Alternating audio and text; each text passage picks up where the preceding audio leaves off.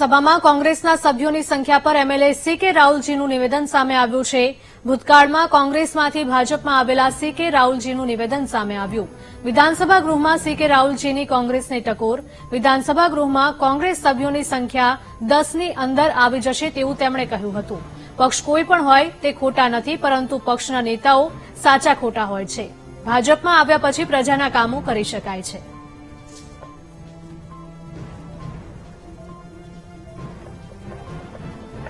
વિધાનસભામાં કોંગ્રેસના સભ્યોની સંખ્યા પર એમએલએ સીકે રાહુલજીનું નિવેદન સામે આવ્યું છે.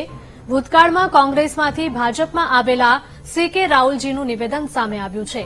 વિધાનસભા ગૃહમાં સીકે રાહુલજીની કોંગ્રેસને ટકોર.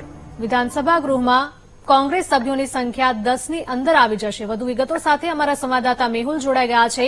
મેહુલ, જણાવશો કે સીકે રાહુલજીનું નિવેદન કઈ દિશા તરફ જોઈ રહ્યા છો?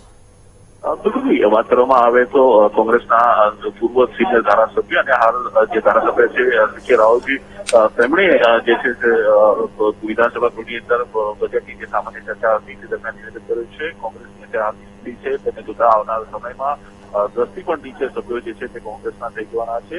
રાજકીય ટકોર તેમણે કરી હતી અને સાથે જ કહ્યું હતું કે અત્યાર સુધી જે સ્થિતિ રહી છે દરેક રાજકીય પક્ષની અંદર તેઓ રહ્યા છે, પરંતુ ભારતીય જનતા પાર્ટીની અંદર જે ધારાસભ્યોના કામો થાય છે અને તે કામો ધારાસભ્યના થાય છે તેને જોતા જ તેઓ ભારતીય જનતા પાર્ટી સાથે જોડાયા હતા. અંદાજપત્રની જે સામાન્ય ચર્ચા દરમિયાન તેમને આ નિવેદન જે છે તે વાત કરી. જી બિલકુલ મેહુલ, આભાર.